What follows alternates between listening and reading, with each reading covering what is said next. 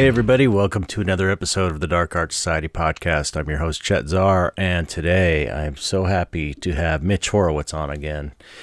We are going to talk about art, money, and magic. And we've been discussing this idea for a while, and it's finally coming together because I think it's an important topic, specifically the money aspect of it. So we had a really great conversation. Always great talking to Mitch. He's just the best. So that's coming up. What's going on with me? Well, I am. If I look exhausted, if you're watching on YouTube, it's because I am exhausted. I had just a crazy confluence of events that just lined up. I got invited to see Primus. I went to go see Primus. This is someone who never leaves their house, right? I got invited to see Primus, so I went to go see Primus. And then what was the other thing? I forget the other thing that happened, but I had something going on every day. And then I had to go to the heavy metal show at Copro. And then I got invited to go see Pussifer. And on Sunday, I had to take my granddaughters, me and my son had to take my granddaughters to Six Flags Magic Mountain in 99-degree heat. It was crazy, but it was just like there was one other thing I had to do. I can't think, but just like in a string of days, I had to do all this stuff, and now I'm just like, oh man, more than I've done in the last couple of years. I did in a week. It's really weird. Anyway, so I'm kind of tired, but luckily I wasn't tired when I was talking to Mitch. I felt pretty good talking to Mitch. So you'll just get a tired version of me in the intro. Anyway, so let's see what else. My art life. I've been working on this painting called Lemon Eyes. You can see here, and that's for the Blab show at Copro next month, I believe. If you want to support the podcast, you can now on YouTube. We have our Patreon, which is patreon.com/darkartsociety, and then we also have YouTube memberships, which is really cool. Nobody's joined yet, but I'm just trying to get the word out. If you want to support the podcast, likes, shares. Oh, I always forget to say that too. Please like and share this episode. That really helps, and I always forget to say it. But yeah, if you want to join to support the podcast, you can join on the Patreon, patreon.com/darkartsociety, or the membership tab, the subscribe plus button down below on YouTube. That would be cool. And you get your name read on the podcast. If this week we have Charlene Brinson and Adam Dean, who joined on Patreon. Thank you so much for supporting. So you can get your name read on the pod too, if you join on the Patreon or a membership on YouTube. And if you want to see what I'm doing, you see the progress of this. Time lapses, tutorials and stuff, everything I'm working on, I post in my Patreon. That's patreon.com/chetzar. And thank you for everyone who has already joined. And okay. Oh, and then if you join on the Patreon, and I have to put this. Okay. Let's see. Yeah, I'll have to figure out maybe the second tier on YouTube memberships will apply to this as well. If you join on Patreon at the $5 level, and I was really unprepared for this. Whatever the middle tier on YouTube is, you get a 30% discount code for Skull Shop. That's SKULLSHOPPE.com. And I'm using a Skull Shop skull for my reference for this painting. I use all Skull Shops. I'm exclusively a Skull Shop skull guy. And they really are amazing. And okay, so that's it, I think. Okay, that's it. Yeah, this is a great interview. Super fun interview. Mitch is just always so great to talk to. He's such a smart guy. And he's a hero for doing what he's doing. Anyway, here we go. I hope you enjoy it. Mitch Horowitz.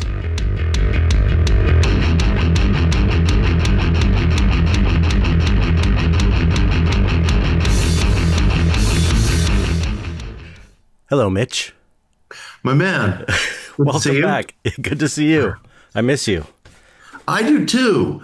Um, I was remarking before we went on, I don't know what the audience is going to see, but the way I'm seeing the computer, it looks like we're in the same room. Yeah. We're just two guys sitting next to one another in the it's same room. it's the So next best thing. maybe it's the aesthetic. I don't know. Yeah, yeah. Anyway, wonderful to see you. Yes, you too. You too. You look great. Thank Everything you, bro. everything going go. Oh, I got to tell you, your happy warriors or happy that's the book, right? Warriors. Yeah, that book is so good. Thank you. I texted you Thank early you. when I started listening to it, and I was, I didn't know that I would like it as much as your kind of more hardcore occult themed work, Yeah, and it yeah. was is up there with the best of them. I really Thank you. enjoyed the whole book. Thank you so much. That book has a little bit of a story behind it, which is that my second book, which is titled One Simple Idea, is a critical history of the positive mind movement. Hmm. And I was once upon a time going to call that book Happy Warriors. And there was an agent who persuaded me not to. And so I called it One Simple Idea, which I liked as a title. But then there was a paperback publisher that twisted my arm successfully to put on a really shitty subtitle in the paperback edition, which made it sound like a self-help book, which Hmm. is not. I'm certainly not embarrassed about writing self-help books, but that particular book ain't a self-help book. Hmm. And I thought it was a very cynical choice. Publishers, or a fraction of them, commit the unspeakable sin of thinking that the reader is stupid. And I Right. test that sort of shit. But I was younger and I was more shy and I didn't stand up. I've always regretted it. Anyway, so this book, Happy Warriors, bears the title that I initially had in mind and tells the story in ways that are both critical and practical of Hmm. the efforts that these positive mind theorists, strivers, ministers made. And it's a very meaningful book to me because a lot of these people, unbeknownst to the cynics, were really struggling to find a philosophy of popular metaphysics, and they succeeded. But like all success, it's marked by peaks and valleys. There are divided Hmm. fortunes in their own lives, divided fortunes in their ideas, and it was meaningful to me to put that book together, and that you would read it means a lot to me. Thank you. Oh, of course. Yeah. I loved it. I loved it. It was so interesting. And you're so really unbiased about the different personalities and their, flaws. And, Yeah, you're it's so rare to hear something unbiased nowadays. thank you. You know what I mean? Everything's got kind of like, you got to be on one side or the other. And it's so Yeah, nice and refreshing to hear something that's just kind of like honest. This is the way it was. And, you thank you. do with it what you will. I try to treat them as human beings. Yeah. I try to see within the folds of these people's lives. Like you take Napoleon Hill, for example. There was an article that came out in Gizmodo several years ago accusing Napoleon Hill of, he all but belonged in the defense box at Nuremberg. And Right. because he was a profoundly flawed figure. And to hide or to run from that is to play politics with history. At Hmm. the same time, what I've done that most mainstream historians wouldn't even consider, much less actually do, is read, abide, and live with Napoleon Hill's work, which I know from experience and my collegiality and contacts with vast numbers of people who have walked a similar path. The ideas do work. The ideas Hmm. do work. And the irony and the thorn in the rose, the pit in the fruit, is that Hill was ethically a majorly flawed and problematic person to the Hmm. extent that if you know his biography, you might be reasonably deterred from experiencing his work. Right. One has to stand within the crossroads of that paradox. What I'm realizing more and more as I get older is that depth of thought and toleration of paradox work in tandem. And you cannot, it's very rarely possible to completely wipe out somebody's life and work because of authentic ugliness in their character. I mean, where would Right. that leave us? Where would that leave us in art, in tech, in medicine? Hmm. So I try to approach these people as full people, and approaching them as full people means diving deep into their work in the individual experience. So so that's my effort, in that book to really critically examine these figures. And that's what makes it interesting too, I think. It's just to read about the So, flaws and, thank you. Anyway, it was great. I loved it. Thank you so much. Appreciate it. So the impetus for me asking you to come on, I'm always looking for an excuse to have you come on because I just like talking to you, and I think you always have great stuff to say. But a while back, I made a kind of funny. It was funny. I thought a funny Instagram video of just my head saying, I can't afford to buy my own paintings. What the fuck? Right. And it kind of went a little viral. And it's just a funny thought I've had for years. Like, it's like you get to a level of success and then you can't afford to buy your own work. And, you imagine when you get to that point, you'd be rich by that point when you get to the level where your prices are that high, and then you called me, and I thought that was so nice of you because you were kind of like concerned if I was okay financially, and I really was like touched by that, and then we got talking a little bit, and I thought or we both sort of thought an art and money and maybe magic, art, money, magic, maybe would be a good topic. That's a good topic for your show. Yeah. This particular episode, art, Yeah. money, magic. I mean, isn't that, you throw a couple of other things in there, and that's the human story, basically. Right. We all struggle with in one degree or another. Right. Yeah, and I was it's funny because I was thinking I was just going to call it Art and Money with Mitch Horowitz, and I was talking to my friend Christopher Ulrich the other day. I saw him at an art show, and I was telling him about it because he's a big fan of yours also, and he's all into magic and stuff. And he goes, "You got to call it Art, Magic, and Money." And I was like, "That's it. That's the perfect title." Yeah. Or art, money, and magic, or what? With all three, the trifecta. Yeah. So yeah, I mean, okay. So what's the answer, Mitch? Well, Tell us. in a certain degree, you gave me the answer about 2 years ago. You made a disclosure and I thought it was brilliant because it captures where so many of us who are venturing to earn a living on our own out in the world, whatever the individual might do. You set the definite chief aim, you set the intention, you do the prayer, the affirmation, the visualization, the sigil magic, maybe the ceremonial magic. You write the letter signed in blood, to the choice of deity, and you get what you want, and then you realize, fuck, I forgot to ask for money because I'm oriented towards doing this work that I love and making the assumption, as many idealists do, that the individual, the buyer, the audience, individually or collectively, will pay appropriately for it. And then when you realize you forgot to add money, it's painful. Yeah. So I learned from that, and this will be a long-term process, but I have been very careful about including money in all of the aforementioned steps because I left it out too. I left it out too. And I've done that my whole career. I mean, I worked in corporate publishing for 27 years, and it was good to me financially in terms of stability and so forth. Right. Benefits, 401k. But it was only towards the very end that I was earning anywhere near what I deserved.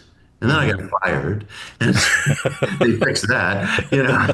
Let's see who's earning what he deserves. Horowitz, and I never placed my emphasis there. There are many reasons for that, but that emphasis must be made, and I've come to it very, very belatedly, partly through your help, and. It's the it's the point of agony for every artist. It's Hmm. the point of agony for every artist. And when I say artist, I'm speaking very broadly. I could be Yeah. talking about somebody who anybody who is earning an independent living. I'm really talking about. And look, of course, for everybody who works either in an office or a trade or a profession or the corporate world, they're facing exactly the same problem. Any thoughtful person, anybody who's among your audience, Hmm. is probably placing his or her emphasis first and foremost on the quality of expression. And then there is this almost childlike hope, which I've gone through life with, that remuneration will come. And yes and no. It can be Right. very, very tricky and dicey. I mean, there's many artists, Norman Mailer, Genesis Peorage, who said, you reach a point in your career where it can be all you think about because it's so elusive I know. It's and so you're proud of what you've frustrating. done. And it's Yeah, so right. you know, I mean, Norman had several children, supported all of them to my knowledge, wrote constantly because he needed the dough. Right. And I don't know that he felt like interviewing, celebrities for the, Once Upon a Time August Esquire magazine, but he did it because Right. selling his fame is what allowed him to write the novels and to Hmm. write the articles that I presume he really cared about. Right.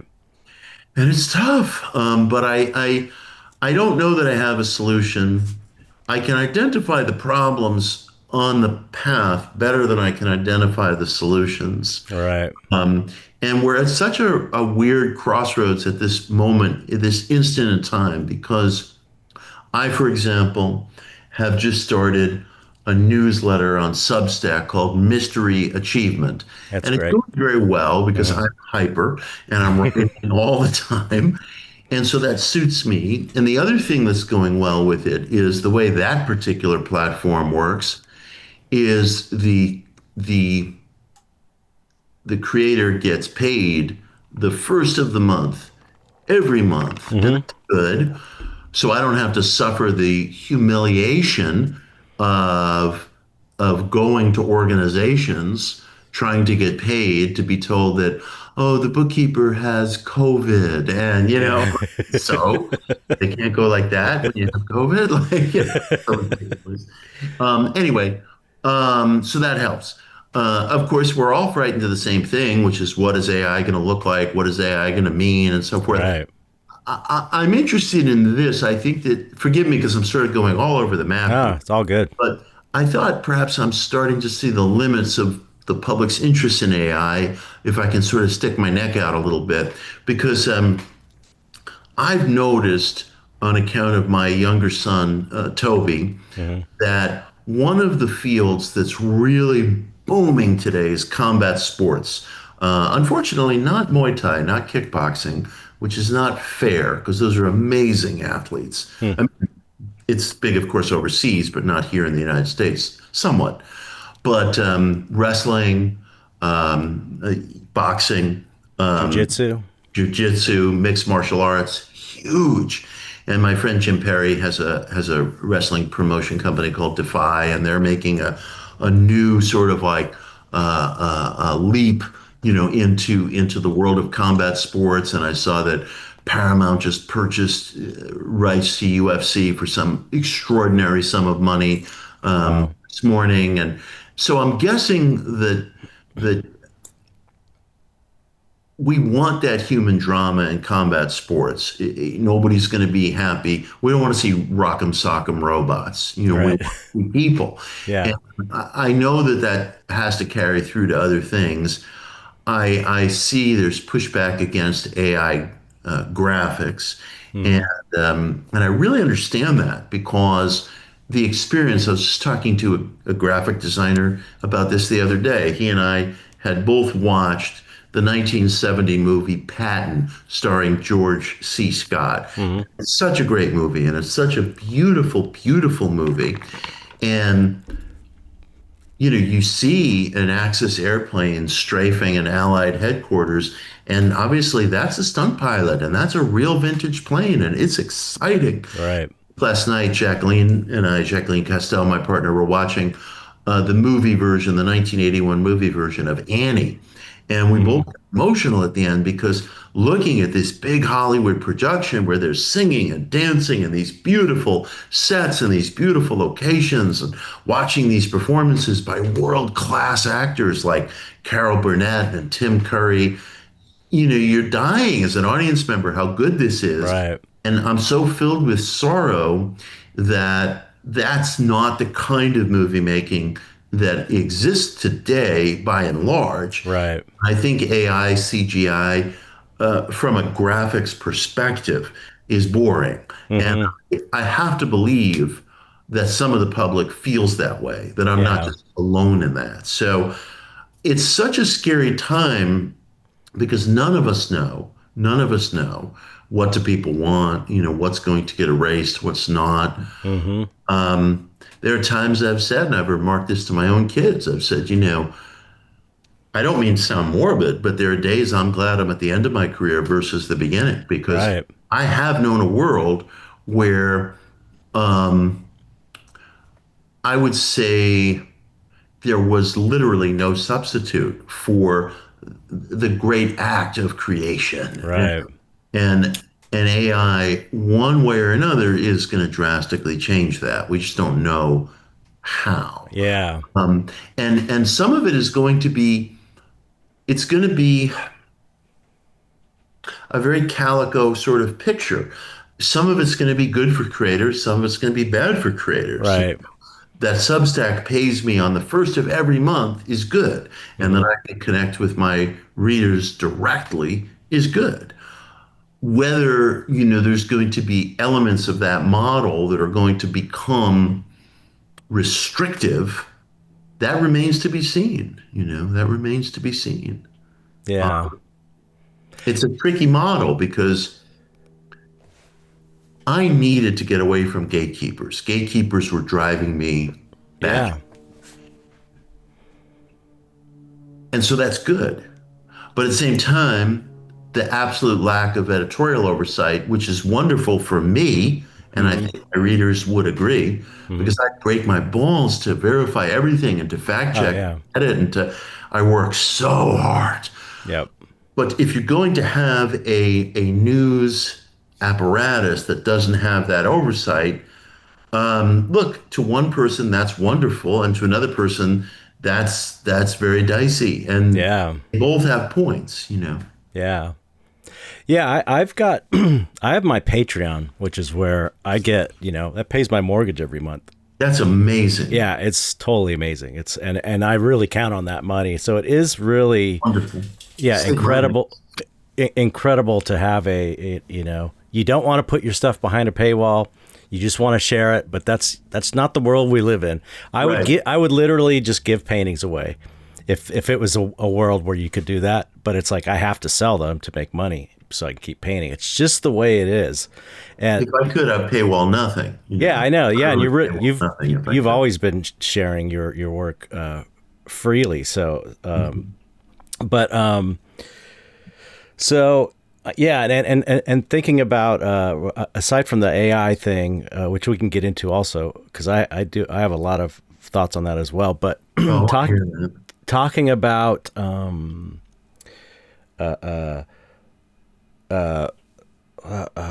when bringing up the idea of not asking for money initially.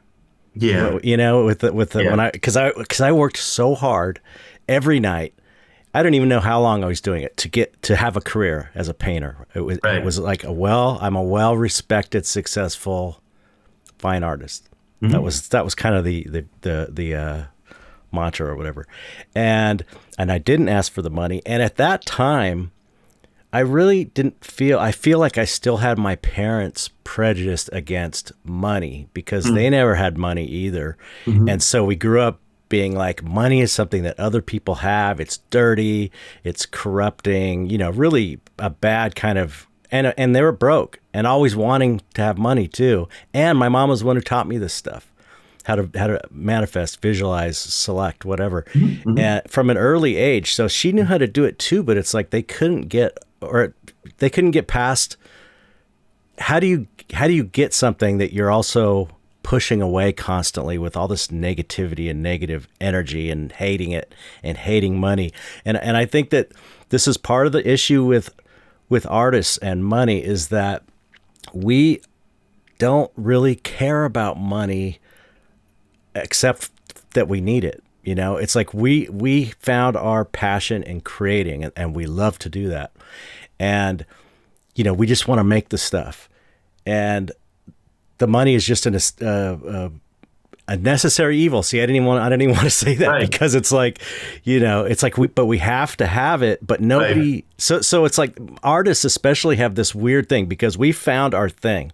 Like, and if you find your thing, you don't care about money as much, I think. You have your thing. Like, I just can sit and paint. That's why I never go anywhere, because I just love to do this. It's so much fun. Every day, it's just like, at the end of every day, I'm like, that was so fun. It's like, if I have a good, just like with, I'm sure you're writing, it's like, or it's speaking and stuff. Yeah. But there is that necessity for money. So then it's like, okay, you part of a principle of magic and selecting your reality or manifesting, whatever. I'm just saying that just because that's a term people understand. Oh, yeah. But I do like your selecting term way better. But part of that is I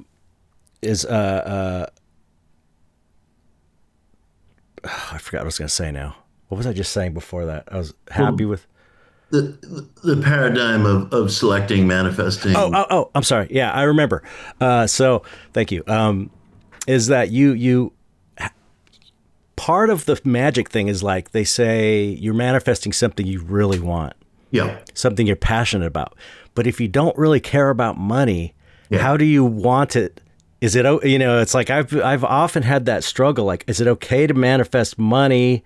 Or maybe I'm not getting the money that I'm even like trying to attract because I don't really want it that bad. I only need it because of the world I live in. I don't care about it. And that's tricky, I mean, I think that the emotions never lie, and the emotional dimension of all magic, prayer, selecting is it rules. It's the engine. Mm-hmm, right. It's the only thing that gets us from point A to point B.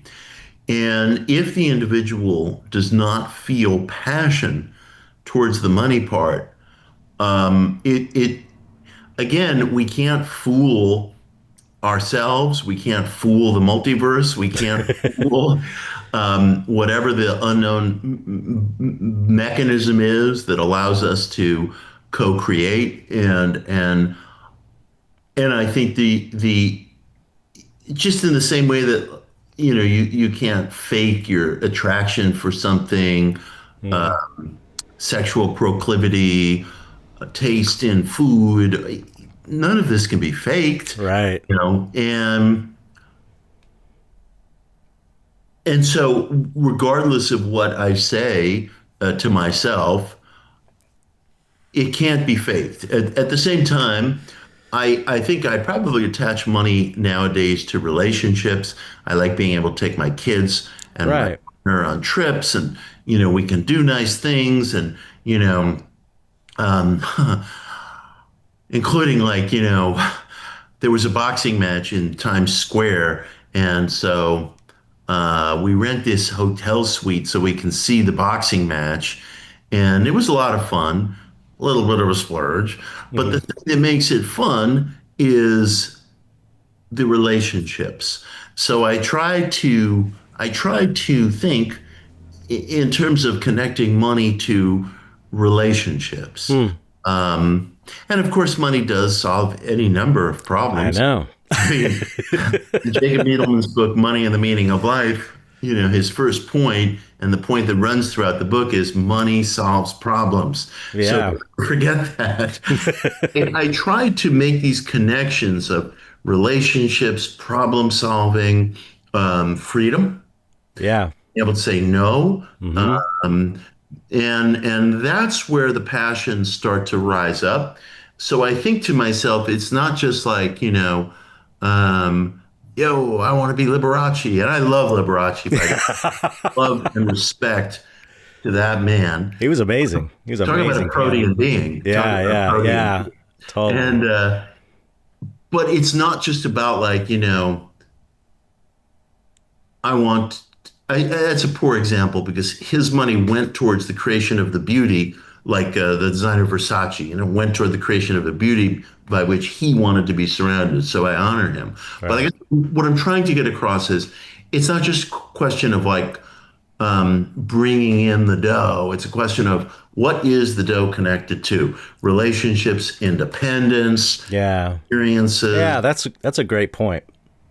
So It's a if one great, can think of it in those terms, we all want those things. yeah, you're right. Wrong with any of that. I think it cracks open doors. I think the person who captured this best, I mean, my God, it goes back over a century, is Wallace D. Wattles in his book, The Science of Getting Rich, because he was a socialist and he was a passionate social reformer and a very good man. Um, and and he really tried to impress upon the reader that, although the title of this book, The Science of Getting Rich, may sound gauche to some of my Marxist friends, you can't do shit without money. Right. And he was very, I think, on point about that, and he was correct. Yeah. Yeah. Yeah, that's such a great point, and I hadn't thought about that, and I appreciate you saying that because for me it's like I don't want the stress of not having the money, and I look at the times I usually have short bursts of having money to cover the bills, and it's like it's such a relief and it feels so good. I feel like I'm kind of at a neutral state Yeah. because everything else in my life is like perfect. I got a great marriage. I'm a kid. I'm having a grandson next month. Oh, wonderful. I've got these two granddaughters that are amazing. Yeah, so everything is just I'm painting. I'm making a living painting this shit. It's awesome, except the money thing, and that's the only thing that causes stress. So to me, it's like I'm trying to avoid the anxiety and stress that not having money brings, because like I said, I have times where I'm like I'm selling a lot, and so I know what that's like to be selling and to be making decent money enough to cover everything. And then I have other times where it's like I've got 2 days to pay my mortgage and I don't have enough for it, or to pay some big bill, and you're just like shitting yourself. And to me, one thing I learned from I'm grateful. I try and have gratitude for every aspect of my life. I think that's a good spiritual principle. And so what I've taken out of that is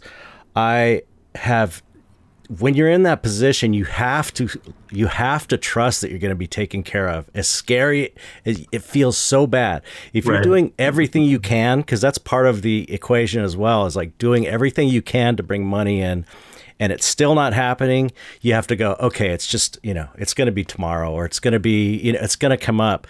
And that has really been a skill I've had to develop, where it's like not totally freaking out and panicking and just being like, it's going to be okay, and trusting. And then it does always work out. It's just that it's so uncomfortable to go through that. It's just so uncomfortable when, I mean, maybe that's just the cost of doing business. I just can't accept though, that's just the way it has to be. I feel like we, especially knowing Magick, we should be able to deal with this financial issue. I feel like that's why it's so important especially for artists and independent people that don't have regular jobs. Magick is like, it's got to be the key to this. It's that extra thing that most people don't have. I really do believe you're right, and of course we do deal with it in ways that we don't always see or give ourselves credit for. The money for the mortgage does come. The funds do come. It's so hard though when it's like the day before or whatever. It's just like you have to go, like, breathe.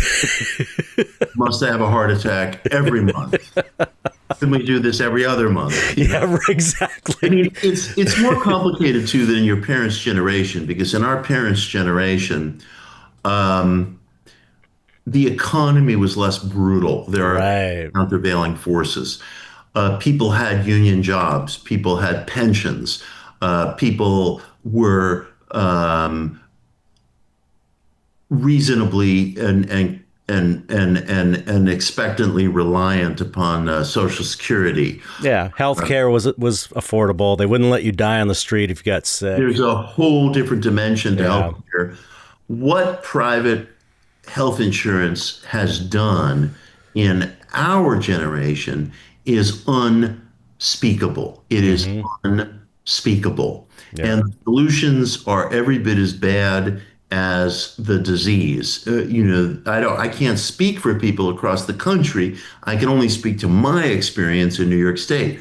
But the Obamacare plans that are available here in New York State, where I've lived my whole life almost, they're worthless. I mean, they're Mm. worthless. Yeah. And it's a giveaway to corporate power that until very recently, we were actually charged by our own government for not participating in. And Right. at come tax time, if Yeah. you didn't have an Obamacare plan and you didn't have coverage through work or whatever, you got hit with a penalty. It's an unspeakable assault on it's a fraud. It's fraud against the individual. And Mm-hmm. we've all given up even talking about it because there's a pall of despair that's settled over people. It's Yeah. not even an active discussion anymore. And that may change. I mean, that could change tomorrow for all I know. But what the suffering that has been inflicted on people by um, fraudulent, criminalized, legally criminalized private health insurance is unspeakable. Yeah. It's Not so a evil. person listening, there's not a person in your audience of any background in this country who has not had the experience of being fraudulently denied coverage that he or she has paid for Right. by a system that uses arcane coding procedures and other outright tricks Yeah. deny and to wear down. I'm going to repeat that, to wear down Mm-hmm. the individual because they know, corporate health giants know that after a certain point, people are just going to give up. Working parents have only so much time on their hands. It's unspeakable. Yeah. It's a sickness in our society that we all know is there and can be fixed. Right. I'm going to leave it up to the political and ethical philosophers out there to do the explaining, but we as a society will not pay attention to it. If you want an esoteric explanation, I would use the term buffer from G.I. Gurdjieff, that we just don't allow certain things in. And so if I'm busy belly aching about something that really has very low stakes, and not belly aching in a meaningful way about fixing the healthcare crisis, I co-participate in perpetuating that crisis. So anyway, forgive me for the digression. It's a. Um, I I found feel like everyone I'm agrees. network, Everyone's but going like everyone in the audience is going, "Yep." yeah. The whole time you're saying that, so And no forgiveness needed. so our parents' generation did not have that. You could live more off the grid in that world, and Magic in our generation is burdened with the task of keeping up with countervailing forces. The thing I always say to people about manifesting, selecting, law of attraction, whatever you want to call it, or ceremonial magic, sigil magic, it's not the only game in town. We live under many different laws and forces, or at least Right. experience them. And we are living under a set of laws and forces economically in the United States in 2025 that actively are seeking to defraud the individual at every given moment. And health insurance is the worst of it, but other financial interests are learning negatively from that health insurance, from Hmm. the gruesome success, the grotesque success of that model. It's shameful. I Yeah. imagine sometimes a Twilight Zone episode or a Black Mirror episode where the people who run those edifices actually have to use their own product. So a United Healthcare executive, instead of getting whatever the she plan is that you get when you're at the top of the food chain in that organization, has to use the policies that they sell Yeah. the marketplace, over the state marketplaces. Use that. You depend on that for your kids. Depend Right. for your spouse. Let's see how you like it. Call Yeah. customer service number. If they were forced to spend a year in that world, and just a year, because I'm a nice guy. That would really be worthy of a Black Mirror episode. Yeah. Yeah, that is a good one. Another thing about AI as well, and and health insurance companies, that's another area where AI is going to be making decisions over people's healthcare. Yeah. That's one thing I've been reading about, where it's like, before it was people following a list of codes for whether they get their money or not. It's going to be AI, and AI is Right. going to fuck up. AI's, I don't know. It's like, man, it's when you are once removed from an actual human being that maybe might have a little bit of soul left in them, that might be able to move it one way or the other. AI's not. No, AI's I'll not. tell you something. To continue on this healthcare theme, I don't. Once upon a time, I signed up for one of these. What do you call it? Affordable Care Act, ACA, Obamacare plans. I've had several. They all suck. Once upon a time, I signed up for one, and due to some disclarity on the form, I I wound up being charged for coverage a month retroactively. This is retro causation that we like, backwards causation that we love. This is bad. And so let's say I start the thing October 1st. Due to some disclarity in the form, I'm getting billed from September 1st. So, of course, I'm on the phone with Mr. Customer Service Rep, and I'm trying to explain to him, yo, this healthcare is for a month ago that I'm getting charged for. This is obviously a glitch. This went on for hours and hours and hours, multiple calls, got nowhere. I finally realized there's no way to fix it. It's a fraudulent system. It's a criminal system.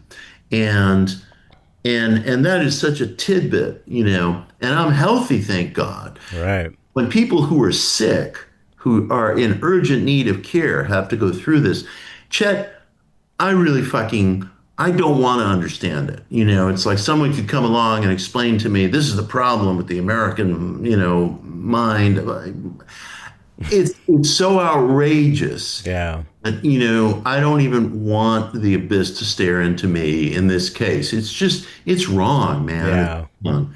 And people are worried about me, some fucking schnook sitting in New York City who thinks he's a Satanist, when this is the real problem in our country. Like, they're worried about me, yo. Yeah. Like, this is Gurdjieff used to say, and people never take these things seriously. And they always think it's the other guy, it's not me. Right. And sees the world upside down. He sees the world upside down. Who could deny that? Yeah. Yeah, I have a friend who's going through that. He's got all these health problems, and he's just telling me, he's like, I spent 7 hours today on the phone trying to sort through these tests and making doctor's appointments. It's like it's a living, it's kind of like hell. Well, let me ask you a question.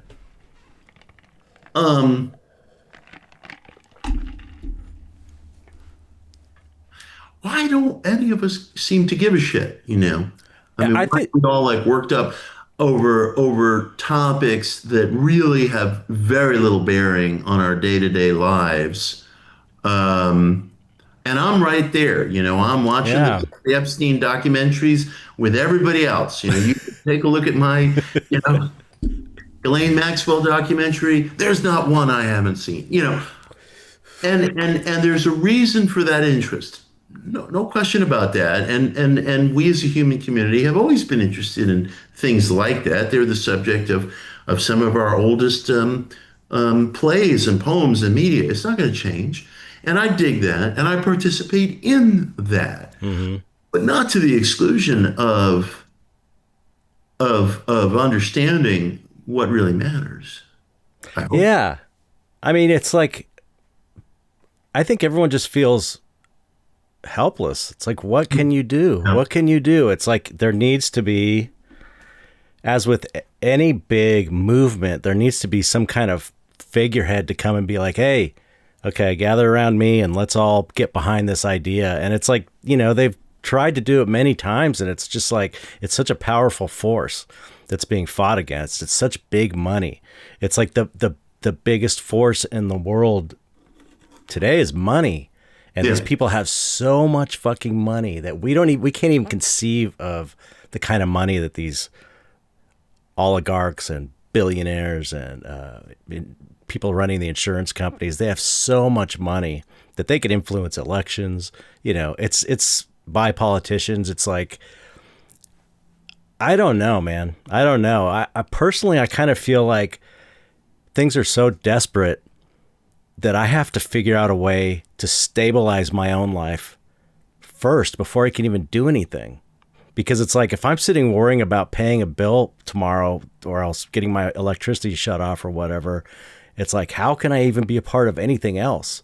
And I don't know if that's by design or what, but I think most people are just kind of like trying to hang on. It's just a bad, desperate situation that people are Yeah, in, yeah. you know? And I recognize that you know some people have corporate insurance, and I don't know Hmm. how they feel about it. Maybe they feel okay. I have no idea.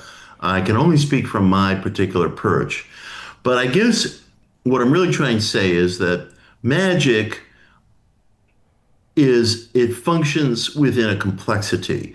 And that complexity includes a financial system that Right. is actively gamed against the individual. So Totally. it is more difficult for us than it was for our parents' generation.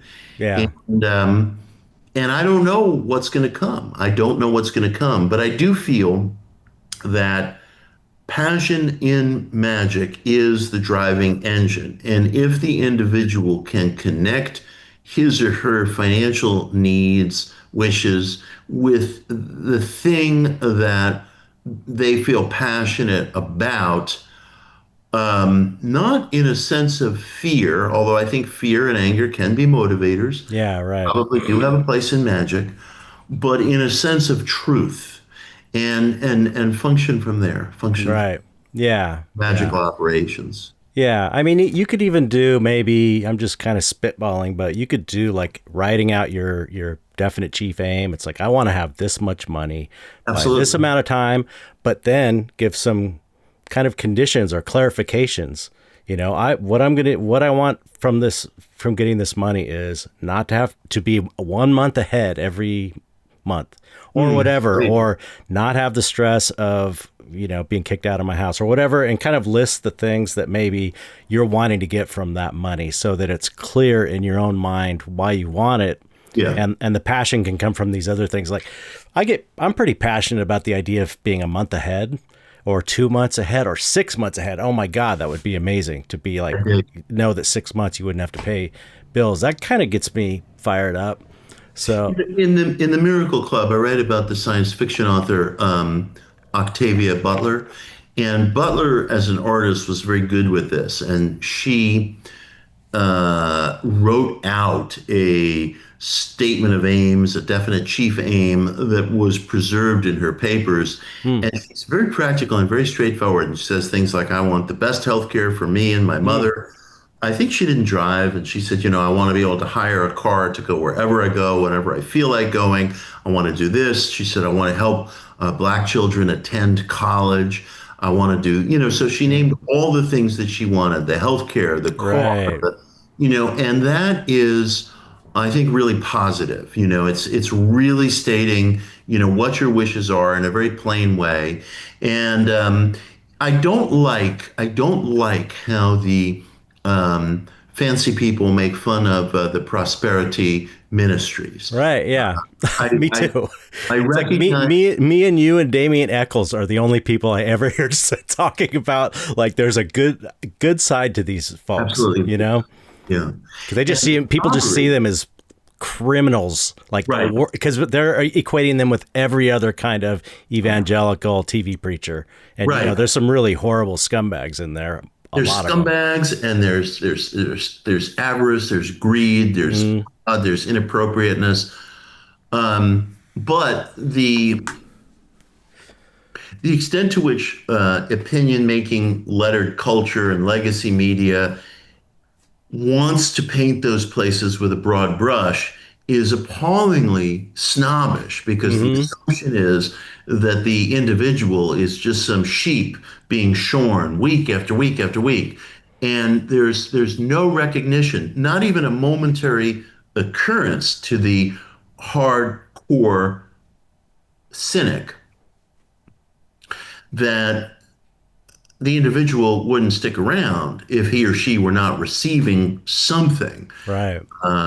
And there's such a disdain born of distance, born of distance from that experience, including from the experience of knowing want, knowing lack, needing money. I remember in One Simple Idea, I have a section that I'm very proud of on the televangelist Oral Roberts. And Oral was, in some respects, the premier prosperity minister. He switched the emphasis of his career from, I suppose, what you would call faith healing to prosperity seeking. The country was changing. The tent revivals that drove the faith healing movement were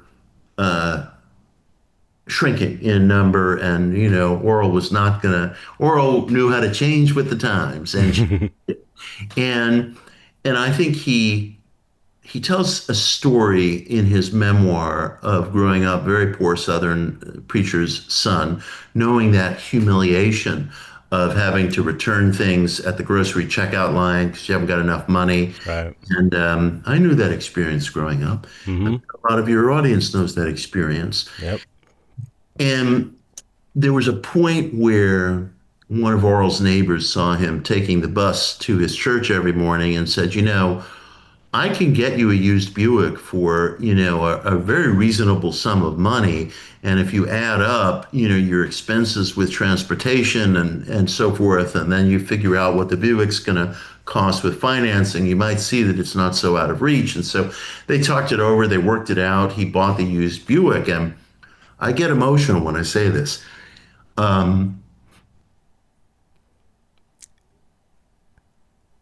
It's not my language and it's not my religious commitment. But he said, Evelyn, to his wife, let's join hands and thank God for this car. And it's like, to the cynic, that's a laugh line. Right. Fuck the cynic. Right.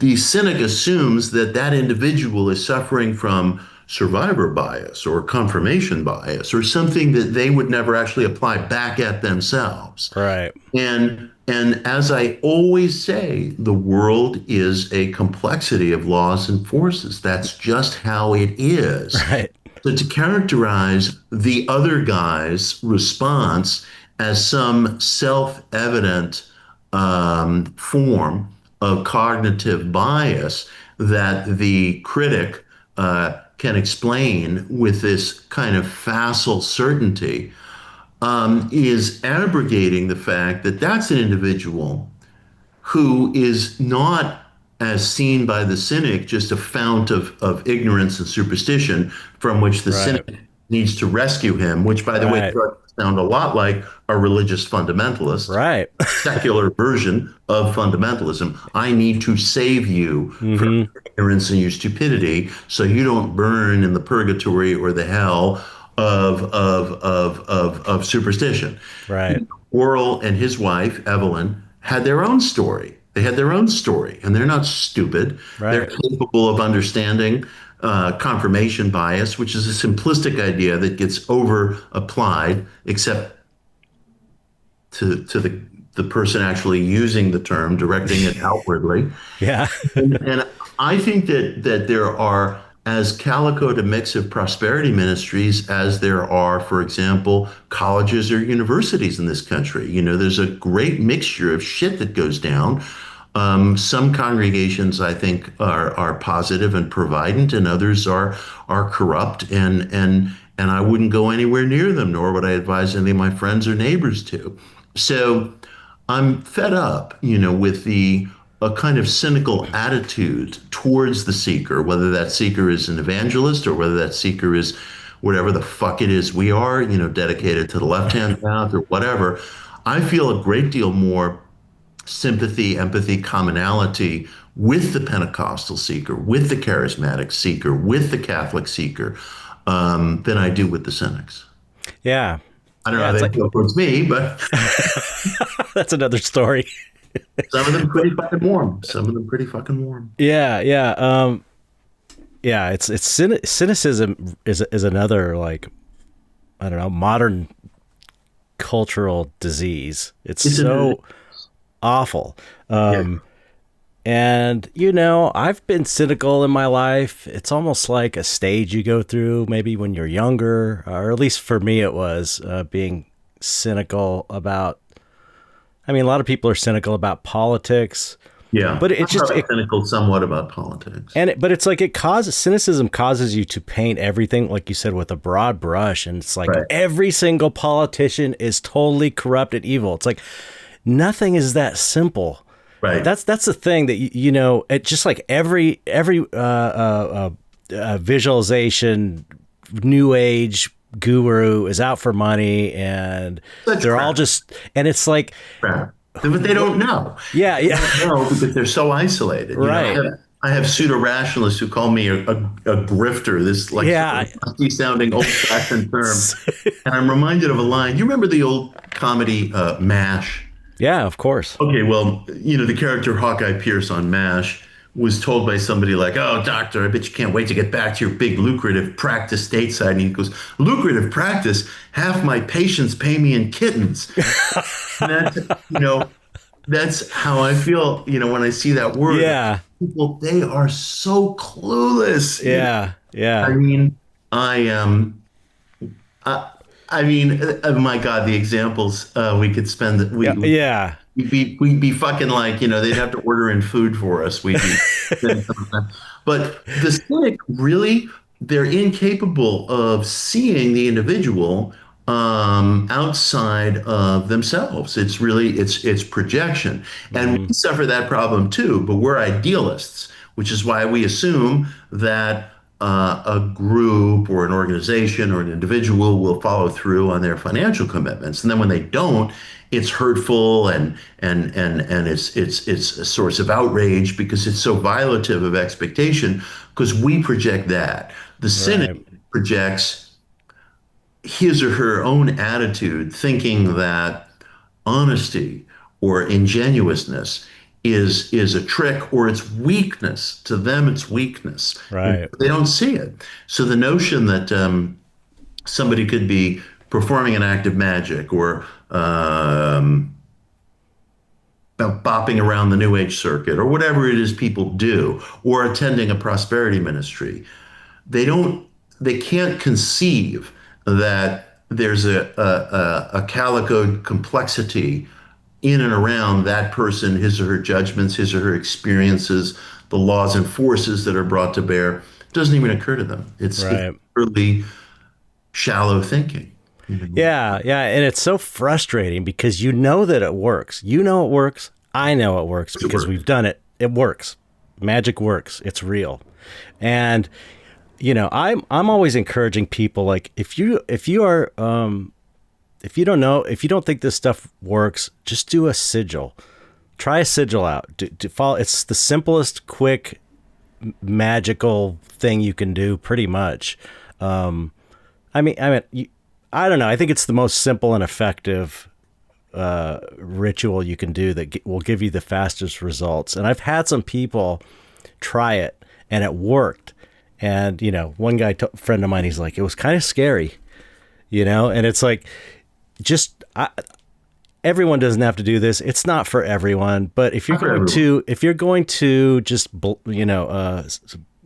push everyone aside and call everyone superstitious dummies that do it, try it once. Try it once. They'll never try it. I know they'll never try it. It drives you crazy because it works. It's so frustrating. I think that there is within our culture, and this is true of all of us, I struggle with it. There's a lot of sort of so-called magic bullet thinking, that there's just one answer to everything. There's one for everything. Right. So the person who wants to see a UFO with such passionate hunger is going to see something and doesn't want to hear that maybe a weather satellite, and sometimes it's the fucking weather satellite. And it's not like I want to be the one who says Santa Claus isn't real, but sometimes that's the case. Other times it's unknown, and then we something else.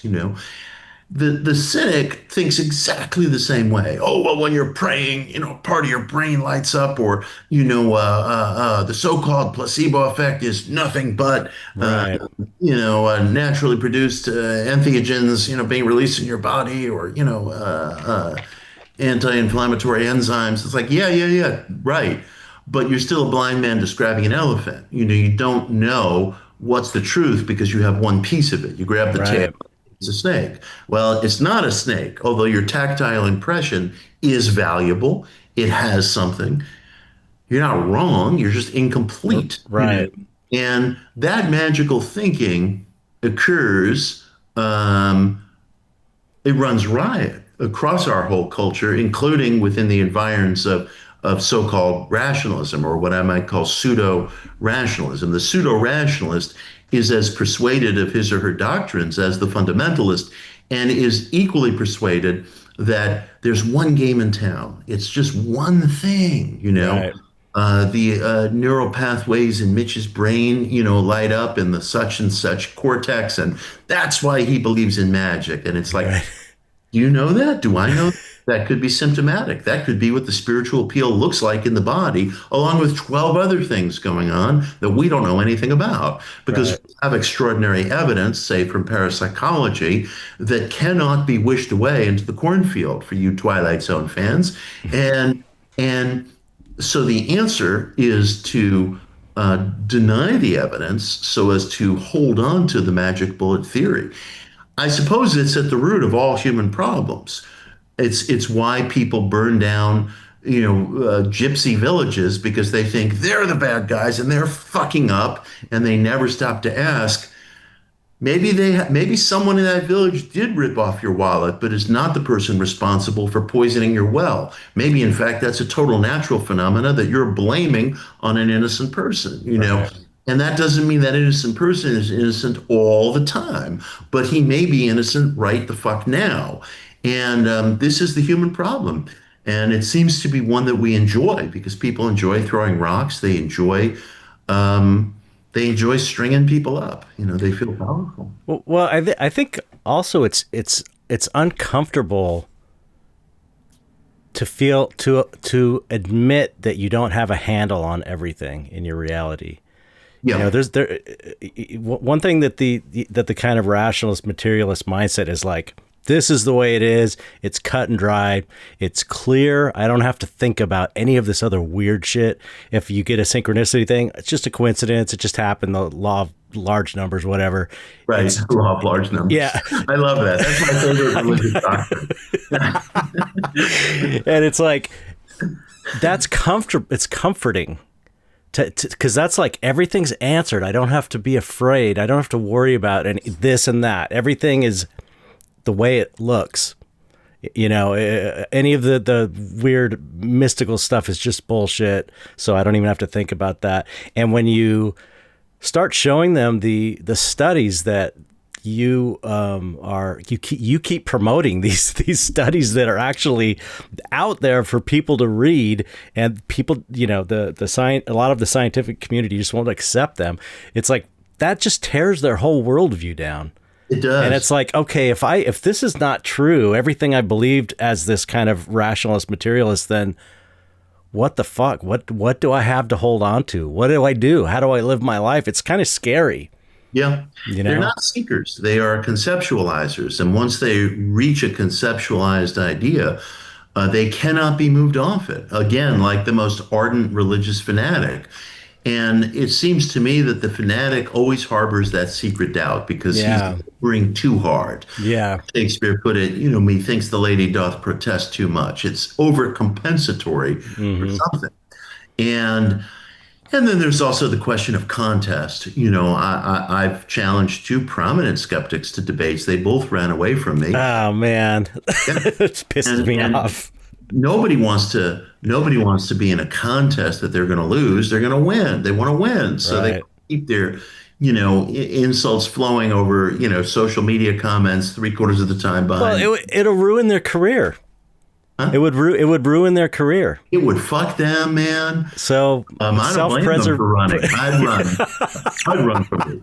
And so it would fuck them because they're wrong. They're wrong. Right. And their whole career is based on this wrong assumption they have. It's really problematic, And it's not that they're wrong about everything. Right. Right. Of course, there are cognitive biases, and let's talk about that, and let's talk about how that fucks us up. How does that fuck us up in criminal justice? Yeah. How does it fuck us up in matters of war and bad decisions that we make when we use our emotions versus our intellect?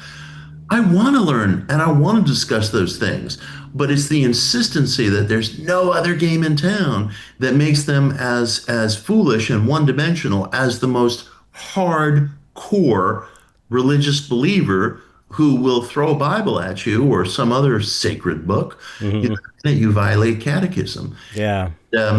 I find it hard to believe, Chet, that they don't see this in themselves, but those are the facts. Yeah.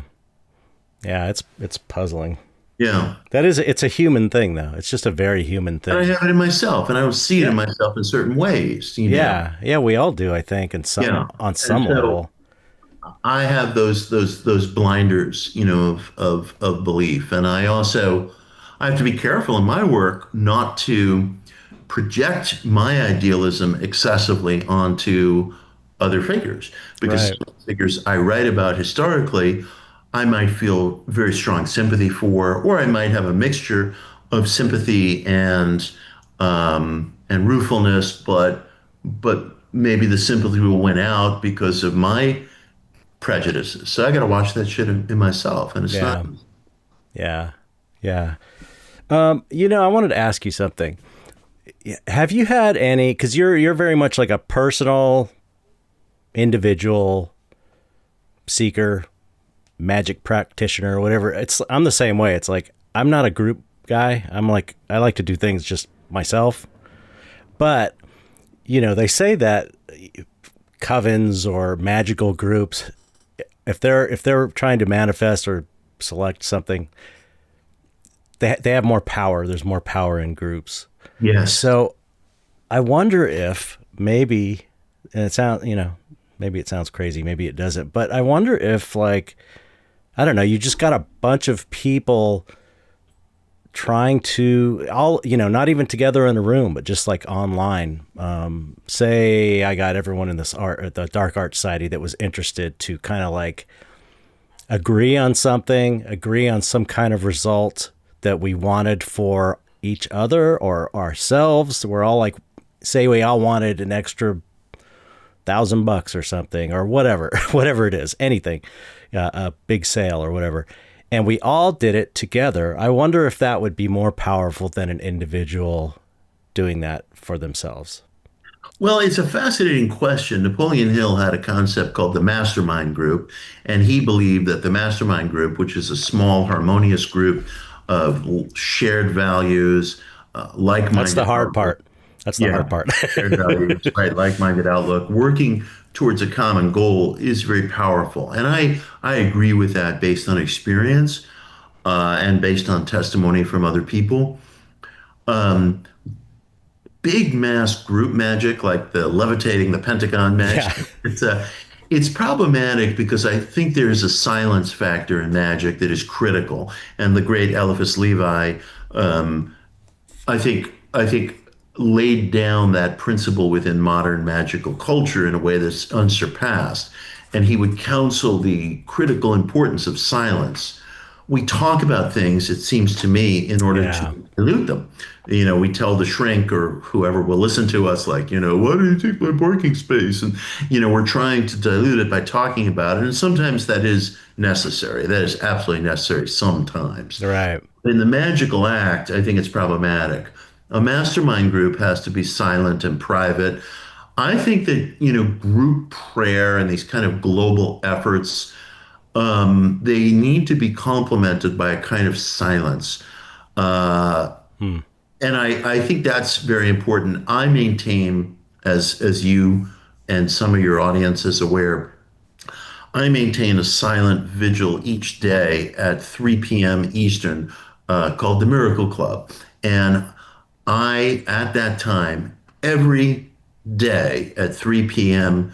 Eastern, will, for a short time, pray silently for everybody who elects to participate in that group. And I will pray for myself as well. And I will ask that whatever wishes I have on my mind, and that are in my heart, better way of putting it, be made victorious. And I ask the same thing for the group. And once in a while, people will send me, email me prayer requests for a 3 p.m. Eastern. And I will, of course, honor those requests. Had an actor the other night who made a request to me that I thought was 100% legit. And I've been holding that for the last 2 days at that 3 p.m. ritual. So that's silent and it's private. And if anybody tells me something, that stays with me, that dies with me. Right. No disclosure or anything. I think that can help. I think it can. Yeah, that's an interesting thought. Interesting idea. Yeah, that's staying silent. As much as I'm like not a super talkative person, really, I really have to. I make an effort for the podcast to talk to people, and it doesn't come easy to me. I'm not I'm not a super verbal guy, but for some reason, I really have a trouble.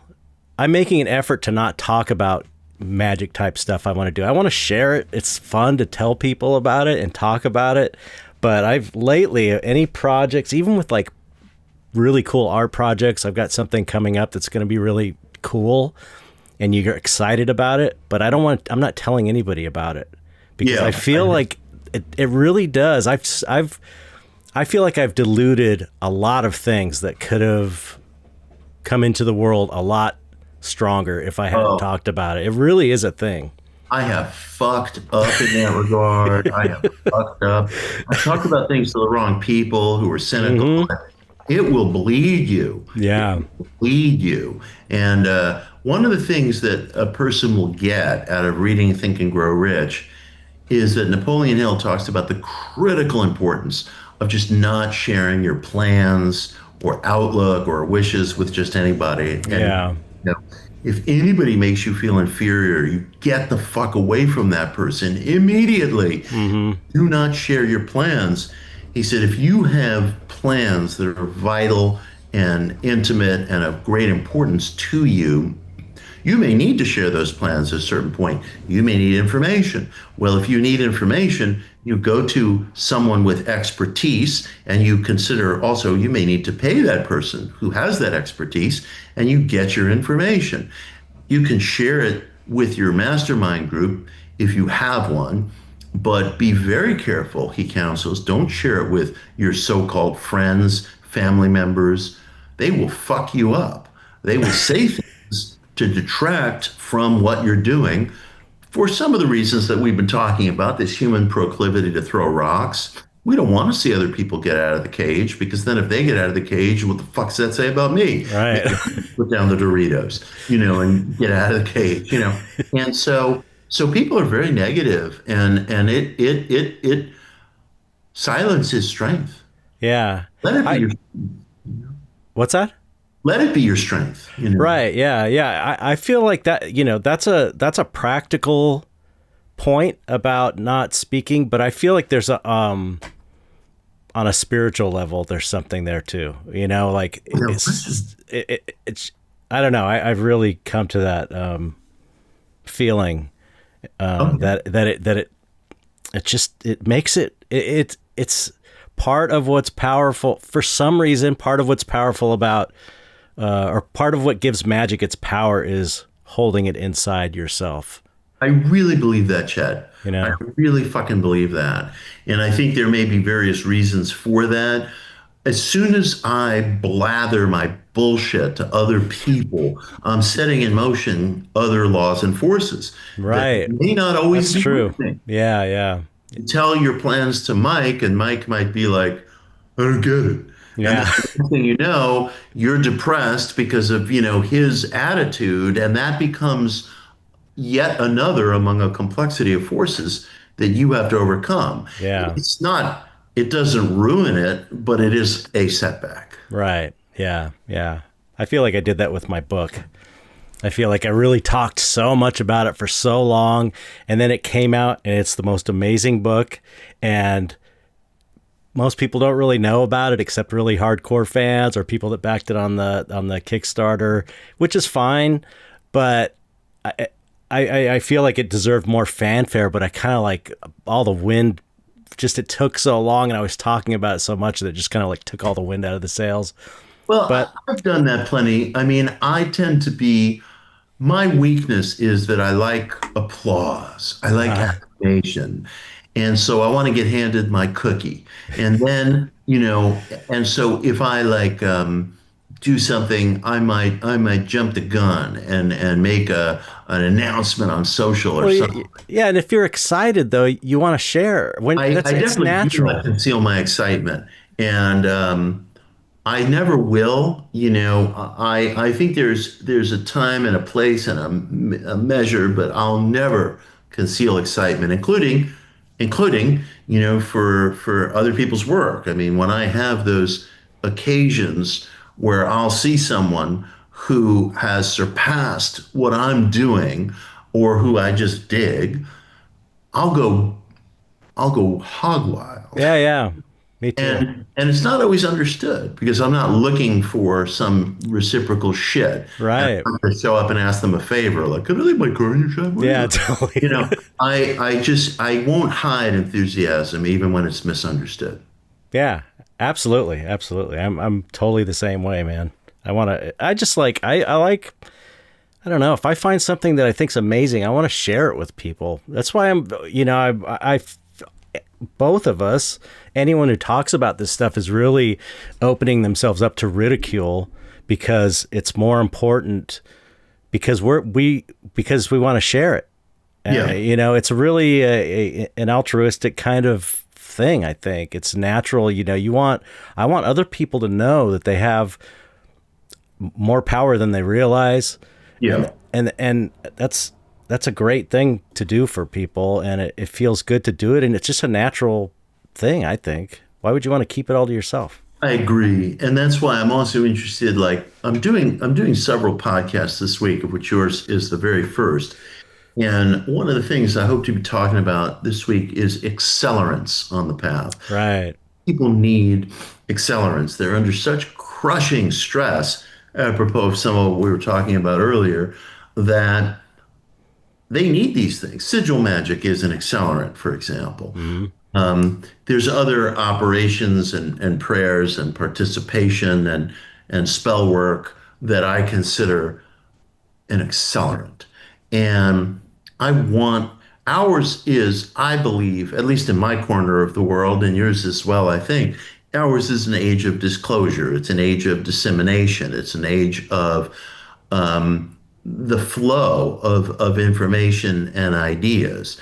Uh, we don't have the great teachers anymore. We don't have the Right. Rudolf Steiners and the Blavatskys and the Bessants and the Gurdjieffs.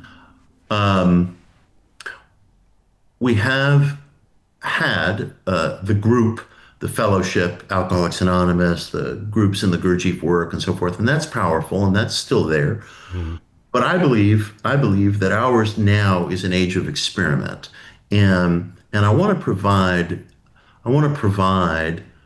articles of experimentation for people. Doesn't mean it's the only thing that the individual has to do. Doesn't mean it replaces certain kinds of sweat equity.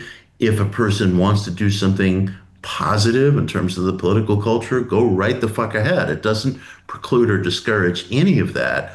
But it does add, I think, a tool to active use that we hold dormant a lot of the time. Yeah. Yeah. Yeah. It's like you said, it's a lot of people I've heard say it's our birthright. It's And we're we were using it anyway. You right. know, I mean, Yeah, I'll exactly. bring some awareness to it if possible. Yeah, and that's another thing that I've really been working hard on. Bringing it back to finances and money is I feel like a lot of my anxiety around money. It's like if you're stressing about not having money, you're putting energy into not having money. It really feels like Yeah, if you it feels like and it seems so kind of unfair in a way, but right. it's like you're visualizing on not having money, and it's so hard to get out of that rut. Yeah, That's part of it. Like I was saying, part of it is like, making yourself relax. This meditation is good for this, but forcing yourself, trying to not worry about things, because when you're worrying about it, you're just kind of like creating this lack. You're manifesting a lack. I believe that's true. And I've struggled my whole life with worry. Yeah. Worry, by its very nature, is anticipatory. Anxiety, by its very nature, is anticipatory. And it doesn't do a goddamn thing. No, Not a goddamn there's nothing thing. beneficial at all. Right. If you're a caveman and you're worried about a bear, then make a really good spear. Right. But worry is not going to protect you from that bear. Right. Make a spear, and maybe go hunting with your friend Irk, and he can have a good spear too. Yeah. And I think we are seduced into believing that worry is constructive, and it is not. Mm-mm. And it will deny the individual all the good that life has to offer without added protection. Added protection is something worth putting intellect into and say, what do I have to do here? What's going Right. to solve this? You know, but that's not worry. And Mm-mm. the seduction of worry is that it's productive. I also suspect, and I see this in myself, that there is an enjoyment factor in worry and anxiety, contrary as that may sound, Yeah. because again, it's the love of contest. It's thinking like, what happens if so and so doesn't pay me? Well, I'll fucking call, and that's a form of Right. anger and anticipatory anxiety that has within it contest. And that's dangerous because when you start loving poison, you're going to take a lot more of it. Yeah. And it's definitely, we really confuse. A teacher of mine said the following to me once: use your intellect, not your passions. I was going back to work to face a situation that I was concerned about. And he said, use your intellect, not your passions. The mind is slower than the emotions. The emotions go like boom, boom, Right. boom. You feel that pang in your stomach, and it's like, what? Where's the danger? The mind is much slower. Like, let's analyze this shit. And a lot of difficulties that befall the individual, including in relationships, would be abrogated if we were capable. If we were capable, we're not really built that way, Yeah. of using intellect, not the passions. But that can be something that a person tries to bring some attention to. Yeah. Yeah. That was a really a big insight I got from, I think maybe it was Practical Magic, or it's hard to say because I've I've listened to so many of your talks and read Yeah. so many of your books that it's like I'm not sure where I heard it, but Yeah. I'm not sure where I wrote it. I'm just like, where did I make that point about, Rudolf Steiner and Antarctica? Like, I'm not sure. Yeah. but the idea that emotions are so much faster than ideas, intellect, because I feel like a lot of times my mom never really taught me that part of it. She more taught me, I told you she was from the Ernest Holmes school, Sure. and Sure. it was about thinking, Yeah. and it wasn't about pushing those thoughts forward with passion and emotion. And I feel like that Holmes was a great man, but I do think sometimes in his work, the thought emotion conflation doesn't get packed unsorted. yeah. They're different. Yeah, and so I feel like, thinking about something, and that's why the worry is so dangerous, because it's a genuine, real emotion that's pushing forward your thoughts about not having enough money, and that's what gives it power. But I feel like a lot of past manifestations, things I've tried to do, maybe took longer or didn't come to fruition because I didn't have the passion behind it, because I was just writing the affirmations, I was just thinking them over and over, but I didn't have the excitement behind it. And that's an accelerant, like you're saying. The emotion is like the gasoline in a way, It's the gasoline. I will say this for the nervous wrecks out there like me, repetition also does have its place. Mm-hmm. I think that accessing this thing that we refer to as the subconscious mind, which is really just a metaphor. I mean, we don't know what it is. Yeah, It's like yeah. this subglacial a form of awareness that we hypothesize is the engine behind events. I believe it's true. I believe it's a good model. I think that tapping that subconscious mind, listen, I speak in terms of the psyche, which I see as a compact of thought and emotion. Yeah. I think tapping the psyche is a matter of emotion, but when emotion is not present, which sometimes it is not, Right. I think repetition can also be a means of tapping the psyche. So I don't believe that the individual who is in grief or despair or fear Right. is left without options. I think repetition is legit. And I also think that prayer is legit. Me too. The individual has to choose a what is he or she reaching out to? Is there a personified energy, a deific energy you want to reach out to? One of the things I write about in the Miracle Club is how our Neanderthal ancestors, who are a lot like us, but not us, they fashioned talismans, eagle talons, bear claws, presumably as help with the hunt.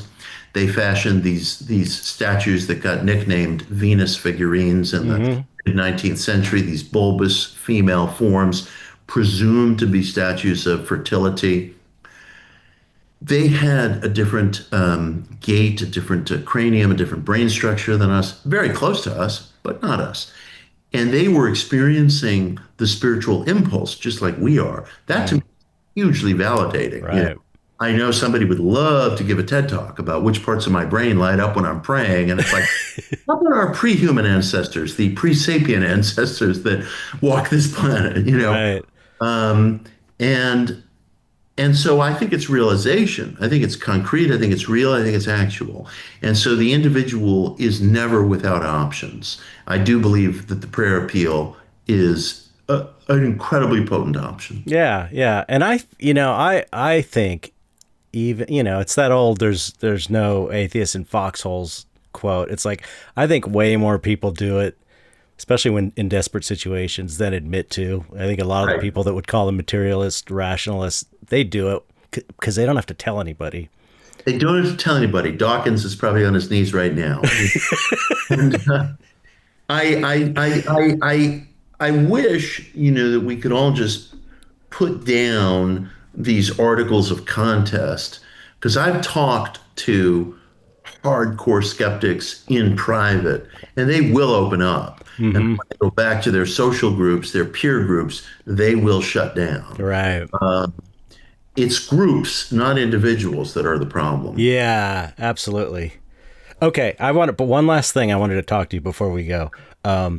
I don't know if you saw this video, but I sent you a video a while back of this dude, Rabbi Abe, on YouTube. It was just something. It was like Kabbalah money spells. It looked super cheesy. It was. Oh, I'm sorry, bro. I did not see. Oh yeah, I just thought I'll resend it to you because it was. Please. But I'll tell you the gist of it. This dude's awesome. He's like a Kabbalah rabbi guy. And he just got he's just cool. He's just cool. I just like the guy. But he's got the way his way with words and stuff is he just seems real.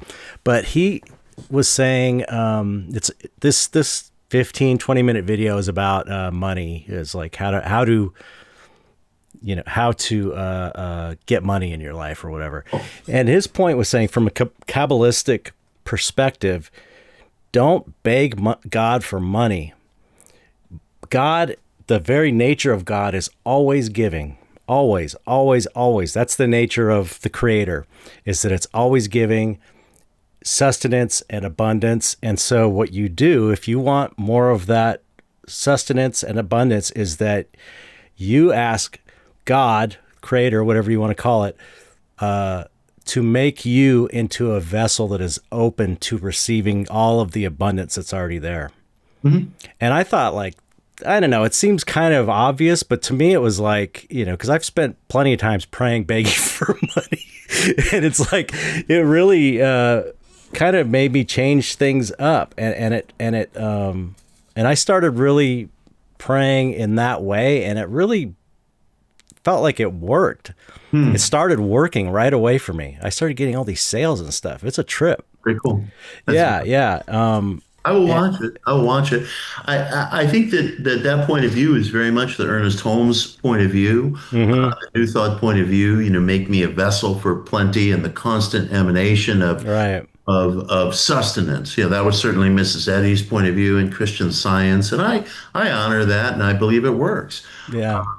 My particular outlook is that there's no wrong way to pray. I think that, you'll find, like, if a person wants to look at Western scripture, there's plenty of begging and bargaining. And yeah, right. He's pissed off, and right. It's like this and that. And then when Jonah is pissed off, and and they challenge the Creator. And then, of course, there's a kind of I would say there's so many different forms, of prayer. I have said, and Abe might disagree with me, but I've said that I think when a person is in despair, begging, demanding, anger, I think everything is game, as above, so below. Right. Yeah. But I respect it, and I will watch it. And yeah. I that's one of the things I like about him. He's like, if you beg and it works for you, fine, do it. But he's like, kind of like, this is from the Kabbalistic perspective. Yeah, he teaches Kabbalah, so it's like, I agree to that. Yeah. I wanted to call out an article that I wrote that's on mystery achievement. Oh yeah. Great. It's called "My Name Is Called Disturbance." Yes, it was so good. Nick and Keith, and in this article, I try to do something not dissimilar to what I've done. Or attempted to do with the Neanderthal, the fragments, the threads that have reached us of a potential Neanderthal spirituality, which is that I've tried to dial back to the earliest Western references to Hasatan, which one Jewish scholar who's very controversial calls the disturber. And I think it's a legitimate translation. And my God, it won't surprise you, but there's such a glorious ambiguity to early Hebrew references to Hasatan. It's nothing like this culturally conditioned model that emerged centuries, if not more, later. And I'm trying to sort of strip away as much of the cultural detritus as I can to get down to the threads, the fragments that we possess, and they really are fragments of our most ancient ancestors' religious and spiritual practices prior to the calcification of cultural models and concepts and rules and judgments and so forth. And I'm proud of the article. Yeah, it's excellent. It's excellent. I need to share it. I'm going to share it on you. my Instagram. It's really, really good. Thank you, man. It's free. It's very straightforward. I think it's free. Yeah, it's free. Good. Because I wanted it to be one of those things that just anybody could enter. Yeah, I want to try to strip away as much as possible of the conditioning that divides our systems. Even though I use the names and the generalizations just to be understood, but right. that earliest, some of that earliest references, some of which is controversial in its historiography, and I try to be super clear about that as well, because there's no reason to avoid controversy. It's just like there are debating sides, but the historical markers themselves are so plain that the ambiguity is really resplendent and interesting and remarkable. I don't want anything kept from anybody due to habit. We call it tradition, but it's habit. Yeah. So I'm trying to strip that away. Yeah. Yeah, it's excellent. I will link it in the body of the Thank you, man. description, of course. It's excellent. And yeah, I guess I'll let you go now. So it was so great to talk to you. Pleasure. Always. I always love it. So relaxing. I know. Just two chill guys. You'll have to let me know next time you're going to be in LA. Hopefully soon. I love LA, and I'm sorry that you all have had to deal with so many natural disasters and man-made disasters. I know. I love that town so much. I know, but it's like everywhere's got them now, different types. You Right. know, it's just pick your poison. Right. But yeah, we're hanging in there. Good. So yes, any other things you want to promote before you go that you have coming up? Well, let's see. The newsletter Mystery Achievement is something I'm proud of. I'd appreciate if people could visit that. There's all kinds of stuff going down. I got a new book called The Sixth Sense, which I'm recording in audio form next week. That's Excellent. going to come out later in the fall. That's a book based on some of the ideas of Napoleon Hill. He was very interested. He had an early and prescient interest in academic ESP research. And first time I wrote about it in 2017, the Napoleon Hill Foundation was like, "Oh, you keep your hoodoo shit out of this book." And now, there's a whole book on it. So I think that's a bit of progress. And I'm looking forward to that book coming out. That's available for pre-order. That thing is in paperback, Kindle. It's going to be an audio. Working on a new one, and a lot of other good things going down. Working constantly. Yeah, well, the work you're doing, I know everybody tells you this, but I'm going to tell you also, is that the work you're doing is so important. I feel like there's nobody else doing what you're doing. And it's like, that's what we need. We have, we know how to do all this stuff. We know that this stuff is real, but we don't have we only have you as far as someone who's kind of like promoting the scientific evidence that this stuff is real. That's like the one thing that's missing from this whole Magick ESP scene. Well, and I feel like you're a new book coming out called the Science of Magick. I'm going to be writing an article about it, and it's very good. I'm reading it. Who is? Dean Radin. He's a parapsychologist. Oh, okay, yeah, you quote him a lot. Lovely person, and brilliant scientist. I mean, he has written more juried articles than I think I could even keep track of. I mean, literally, it's in the hundreds. Rigorous scholarship. Wow. Mainstream journals that often turn a deaf ear to parapsychology data. So that's going to be a good book. I'm going to write an article about that book. Oh, excellent. Yeah. So, well, you're leading the charge. I appreciate it. We all appreciate it. So don't hang up after I stop, but just, you know what we have to do. Just say goodbye to everybody and however you want. Bye, y'all. Thanks for being here. One what is an audience but the extension of the artist? And so I know you're all good people because I know Chet is. So I'm really glad to be here talking to you all. All right. Thanks, Mitch, and thanks everybody for listening.